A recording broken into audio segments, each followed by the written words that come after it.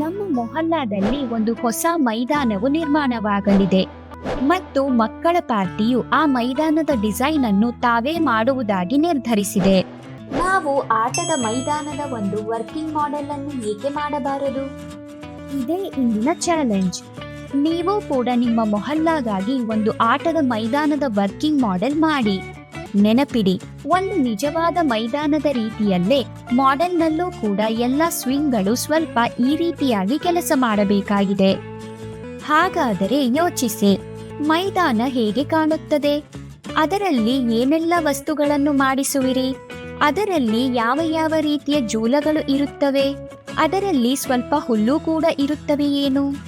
ಯೋಚನೆ ಮಾಡುವ ಜೊತೆಗೆ ಒಂದು ವೇಳೆ ನಿಮ್ಮ ಸುತ್ತಮುತ್ತ ಯಾವುದಾದರೂ ಆಟದ ಮೈದಾನವಿದ್ದರೆ ಅದನ್ನು ನೋಡಿ. ನಿಮಗೆ ಅದರಲ್ಲಿ ಯಾವುದಾದರೂ ವಸ್ತುಗಳು ಇಷ್ಟವಾಗುತ್ತಿದ್ದರೆ ಮತ್ತು ಯಾವುದಾದರೂ ತೊಂದರೆಗಳು ಕಂಡುಬರುತ್ತಿದ್ದರೆ ಅವುಗಳನ್ನು ಒಂದು ಕಾಪಿಯಲ್ಲಿ ಬರೆದುಕೊಳ್ಳಿ. ಈಗ ಪ್ಲಾನ್ ಮಾಡುವ ಸಮಯ.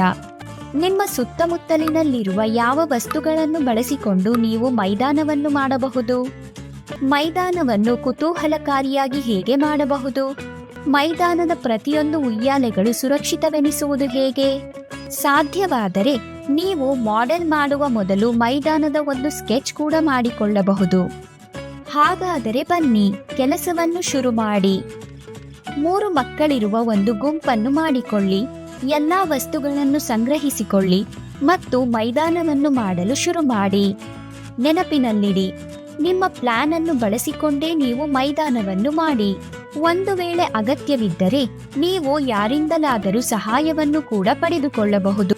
ಮೈದಾನವು ಸೃಷ್ಟಿಯಾದ ಕೂಡಲೇ ಈ ಪಾಯಿಂಟ್ಗಳನ್ನು ಬಳಸಿಕೊಂಡು ಮೈದಾನದಲ್ಲಿ ಇನ್ನೂ ಏನಾದರೂ ಉತ್ತಮವಾಗಿ ಮಾಡಲು ಅಗತ್ಯವಿದೆಯೇ ಎಂದು ಚೆಕ್ ಮಾಡಿ. ಕೊನೆಯದಾಗಿ ಒಂದು ಚಿಕ್ಕ ವಿಡಿಯೋ ಮಾಡಿ ಮತ್ತು ಈ ಮೈದಾನವು ಮಕ್ಕಳು ಆಟ ಆಡಲು ಸುರಕ್ಷಿತವಾಗಿದೆಯೇ, ಅದು ಹೇಗೆ ಎಂಬುದನ್ನು ನಮಗೆ ವಿವರಿಸಿ. ಹಾಗಾದರೆ ತಡಬೇಕೆ? ಯೋಚಿಸಿ, ಮಾಡಿ, ವಿವರಿಸಿ ಮತ್ತು ಎಲ್ಲೆಡೆ ಪಸರಿಸಿ.